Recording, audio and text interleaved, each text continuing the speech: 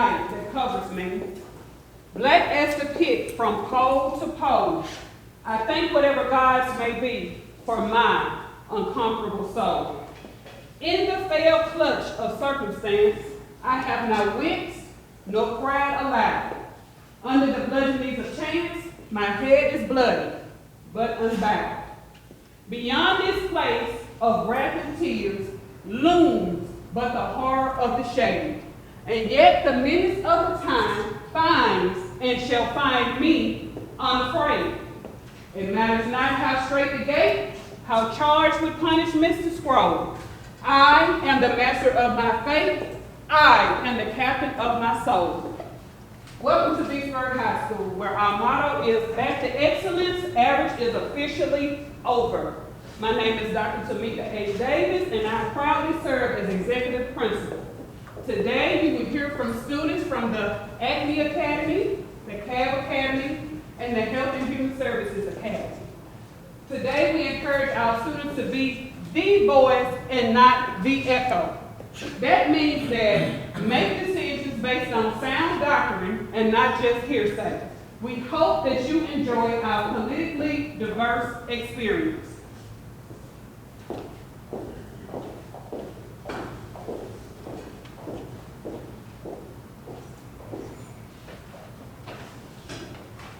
First, I would like to welcome guests, online and in-person guests. I would like to thank the teams for working hard, putting this together. I will be presenting the rules of the 2020 Vicksburg High School political debate between Mike Ashby and Cindy HydeSmith. There will be two teams consisting of 3 people. Each team will be given a topic based on predetermined issues surrounding Mississippi today. Both teams will have 2 minutes to initially state their case on the topic presented to them. After the 2 minutes, you will be given 1 minute to rebut the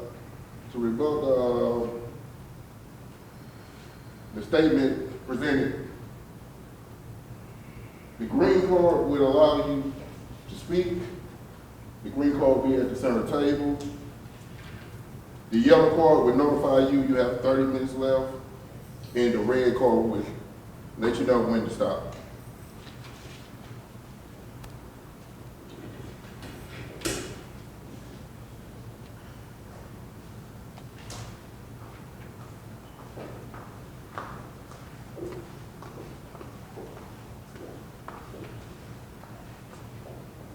Good morning, everyone. I am junior HHS student Kylie Neal, and I will be filling in today for Ms. Kay Williams to introduce the debate.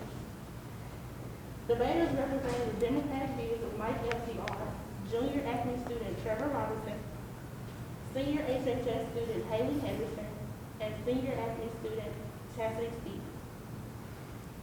Debaters representing the Republican views of Cindy HydeSmith are junior Acme student Kai Davis, senior Acme student Aaron Moore, and senior Acme student Daniel King.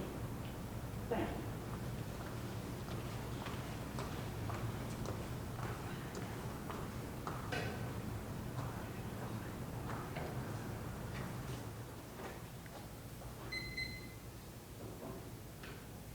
I am Deetra Robinson Cable. Today at Vicksburg High School, the School of Excellence, I will moderate this political debate focusing on political issues. My role as a moderator is to be a neutral participant who will hold participants to time limits and keep the debaters on topic. I will provide the questions for them. Please be respectful and diligent in your responses and rebuttals. Okay, Vicksburg High School, let's begin.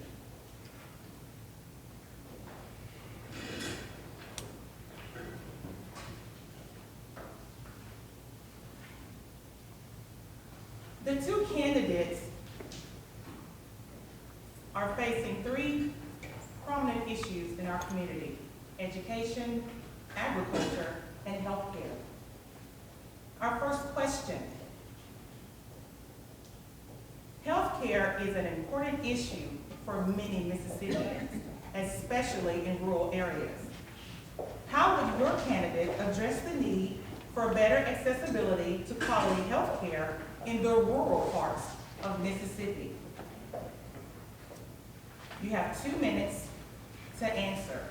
We will begin with Hyde.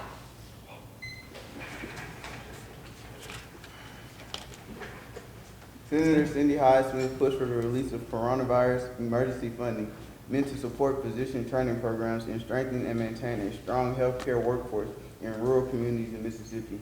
These communities are predominantly poor communities and predominantly African American communities.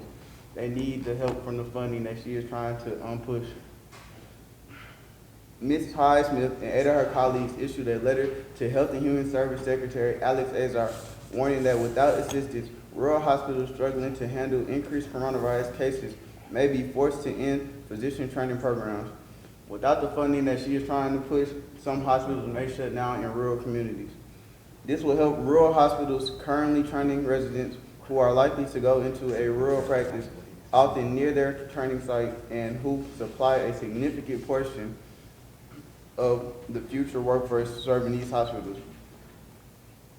Rural hospitals have been significantly impacted by revenue losses due to COVID-19, and without federal action, the concern is that some hospitals may be forced to discontinue their physician training programs, which allows them to remain open. 20 years ago this month, the Food and Drug Administration administered for the very first time the abortion pill known as mifepristone. When the FDA approved this drug, it recognized the serious risk of complications and life-threatening side effects that can be caused by this drug. Because the risk of harm and even death, the FDA put in place certain rules to protect the health of women. Democrats led by Kamala Harris are voting in lockstep in favor of late-term abortion, taxpayer-funded abortion, and even infanticide.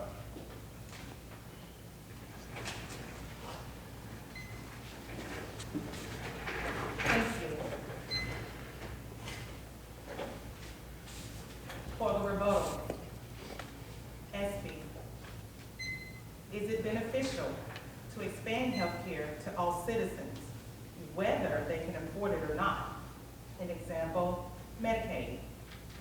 Medicaid for all. You have 2 minutes. You may begin. Well, according to Mike Espy, I know how important affordable health care is for all Mississippians because it's a part of my family's legacy. In 1924, my grandfather, Thomas J. Hudlison, started the first black-owned hospital in Mississippi at the height of Jim Crow.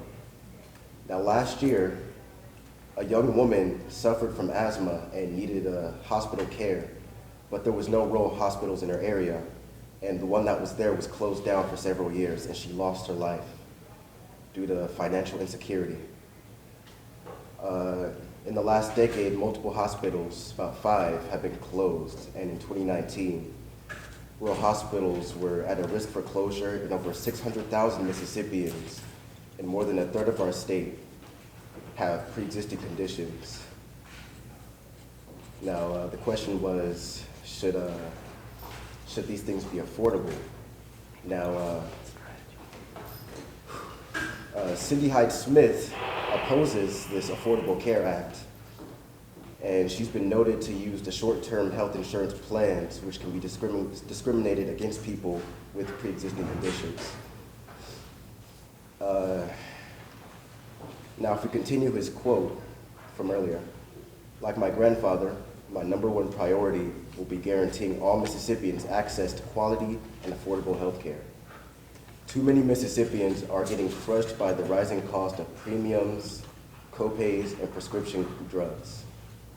I'm committed to building upon the Affordable Health Care Act in order to build upon the Affordable Health Care Act in order to lower health care costs for all Mississippians, including.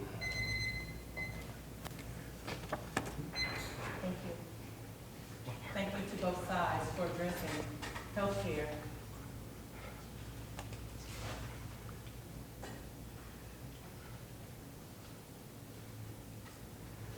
Our second topic is agriculture. As you all know, agriculture is a big part of Mississippi's economy. Due to massive flooding the past few years, our agriculture business has suffered greatly. If elected, what will your candidate do to increase the governmental funding for our struggling farmers, both small and commercial farmers? We will begin with the FC side. FC side, you have 2 minutes.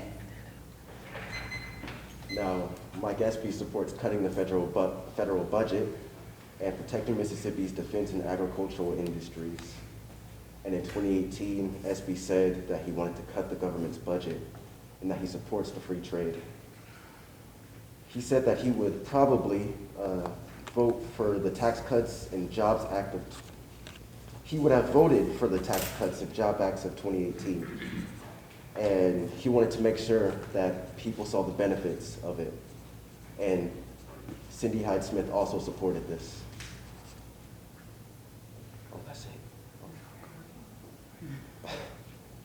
Now, in Mississippi, agriculture is the largest part of our economy, and it's incredibly diverse, like corn, an incredibly cheap product that it goes in all your food. Now, over the last several years, farmers have been put through the ringer, battling biblical, logical level flooding, devastating tornadoes, and punitive tariffs, and most recently, backups in our flood supply chain brought on by the COVID-19 pandemic. Now we have the experience of having I have the experience of having personally negotiated 2 multicultural treaties that greatly expanded market opportunities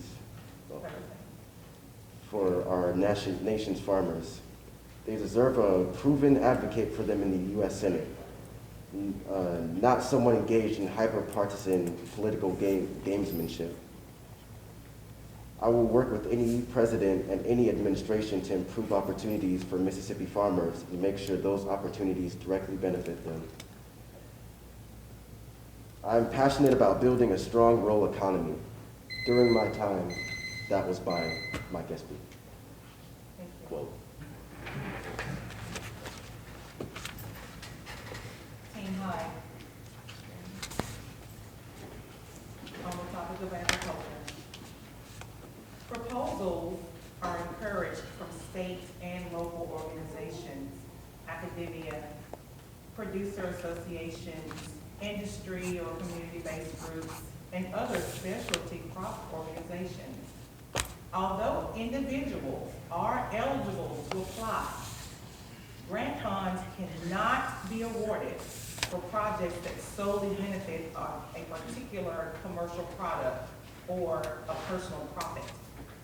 Will a special fund or grant be created and set aside for those minority and disenfranchised farmers? Please explain. You have 2 minutes. You may begin. Of course. We're a community. Well, if farmers are a part of the community, disenfranchised minorities, and as part of that community, we have a duty to support each other. Will a special grant be created and set aside for minority and disenfranchised farmers? Of course.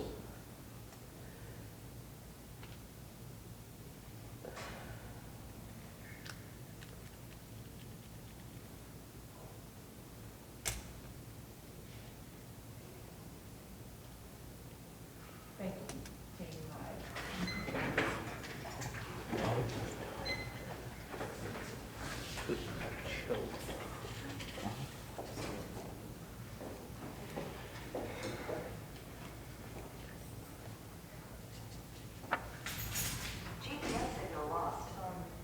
Our last topic is education.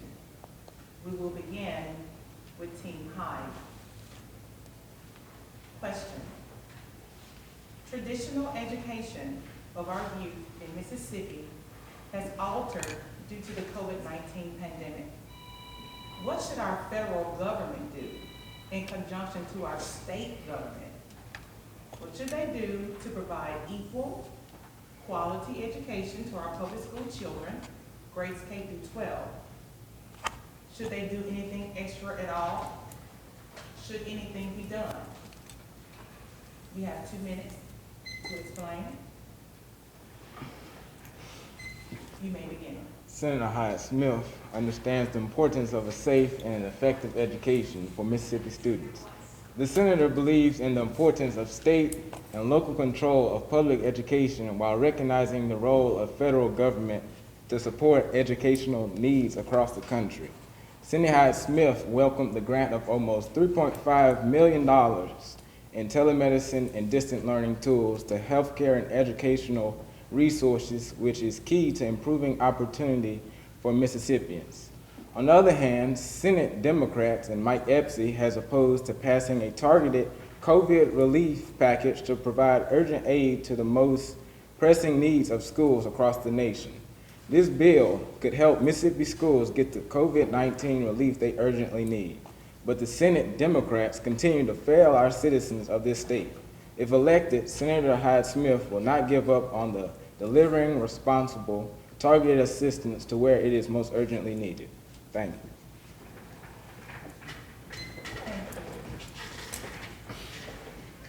T. Mesby. In response to education, should the same changes or adjustments be offered to private school students at the expense of the federal and/or state government? You may begin. Well, no, because federal funding should stay in the public sector and not fund the private schools. Currently, 14 states and Washington, D.C. are off of some form of school voucher programs in which qualifying students can receive state-funded scholarships to attend private schools, and including religious parochial schools using public dollars. Funding for these vouchers generally comes directly out of the state's public education budget. In most of these states, programs are primarily geared towards lower-income students in chronically low-performing public schools, although some states like Indiana have expanded options toward a wider population. Most states, including California, don't offer school vouchers because their constitution specifically prohibits the use of public dollars to fund schools for religious affiliations. This is a quote from Mike Espy. The most important decisions about education are always made at the state and local levels, but activity on any level that recognizes parents' primary role in the decision-making process is worthy of applause. Just last year, Congress expanded 529 plans to include K-12 tuition expenses, providing families who have chosen a private selling with some tax relief. These are the sorts of reforms I hope our senators and Representative Hartley support.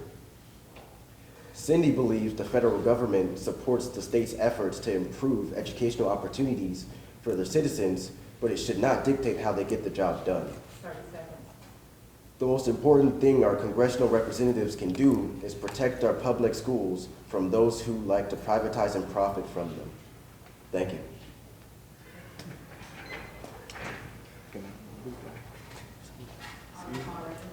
Thank you.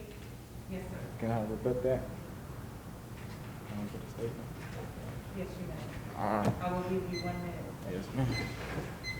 Well, Senator Cindy Hyde-Smith believes that all Mississippi children deserve equal opportunities to a better school environment. She believes that the same tax dollars being used to support public schools should be also used to support private schools. The parents of all the students, parents of public schools and private schools, pay taxes, and they should be entitled to the same privileges. Also, under these perilous times, private schools have been hit as hard as public schools. Senator Hyde-Smith is fighting for more coronavirus relief funding to be directed to private schools, and that's it. Thank you.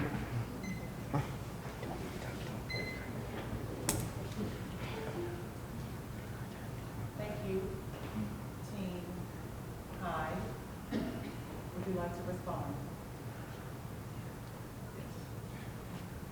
Yes, ma'am. At this time, you may respond, you may rebut, you have 1 minute.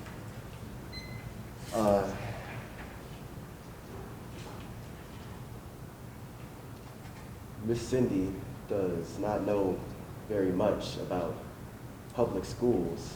If she was the one who was attending the private school and is wealthy or rich in a way, so she wouldn't know the things that we know. That's all. Thank you.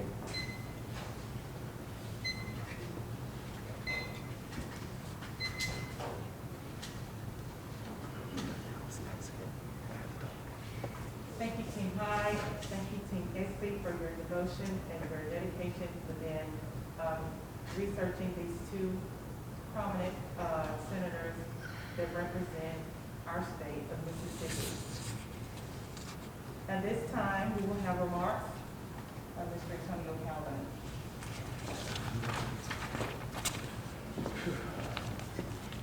Hi, I'm Antonio Cal, head baseball coach and government teacher here at Vicksburg High School.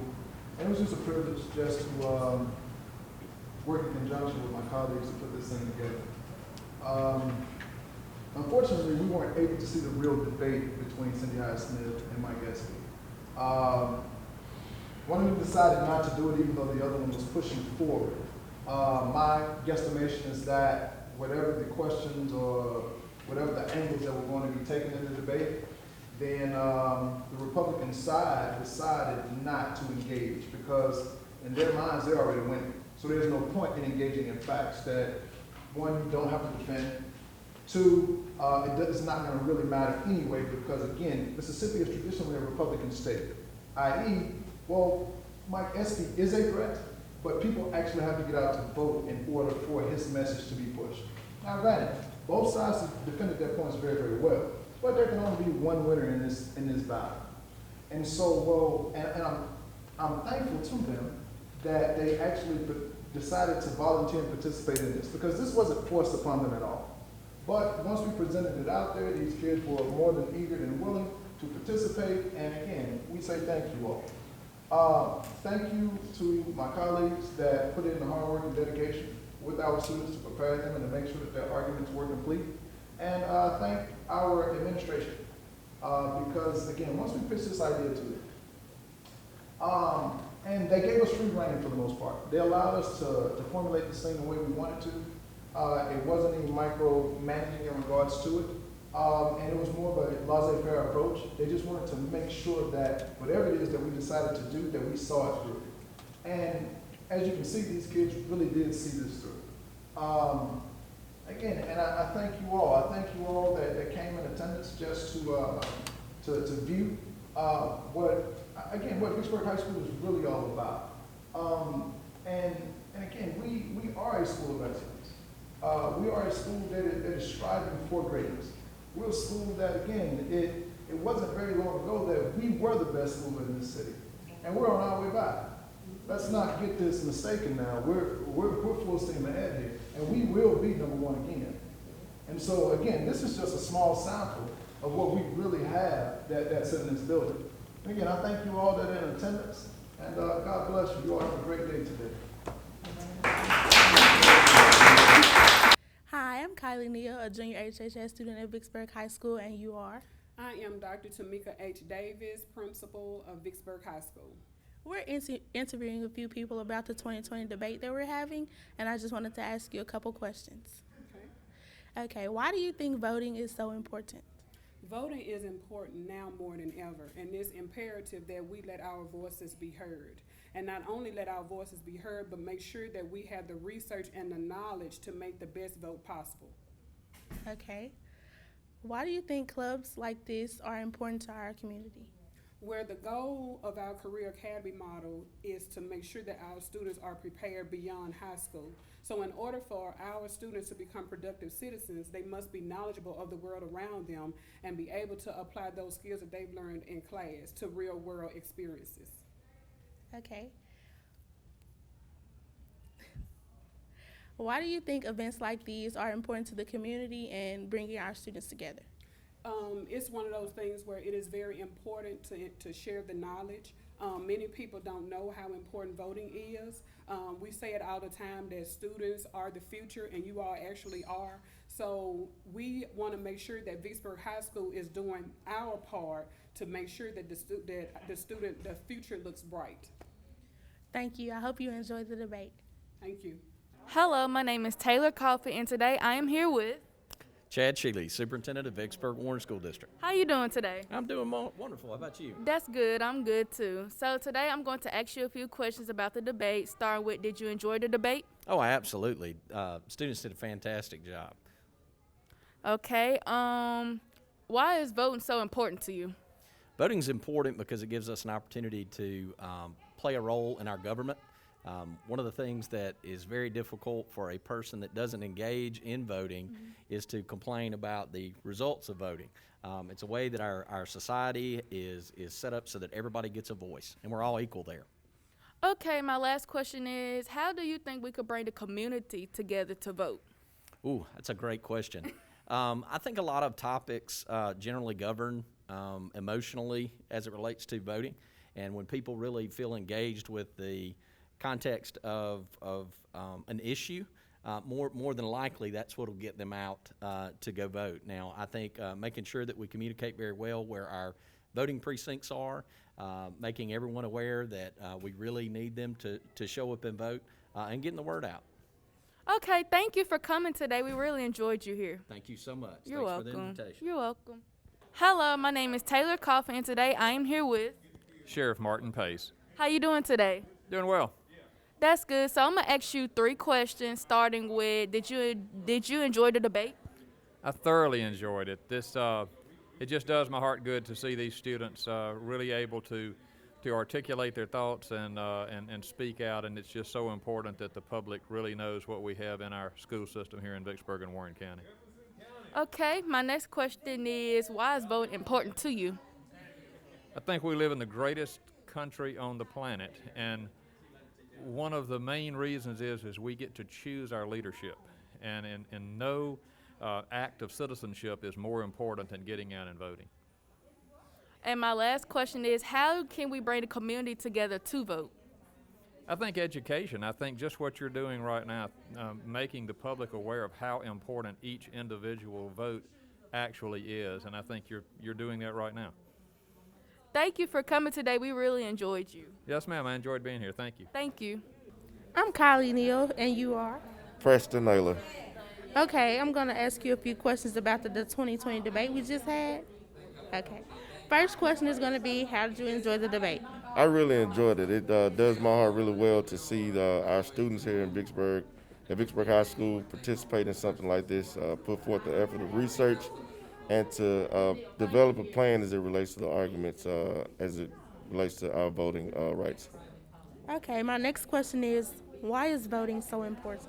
Well, voting is important because it bridges the gap between not only political issues, but also humanity issues. As the sheriff said earlier, it definitely gives us an opportunity as our civic duty to elect those people who will make changes within our community. So we want all individuals to go out and vote, and I think this was a good product to help push that.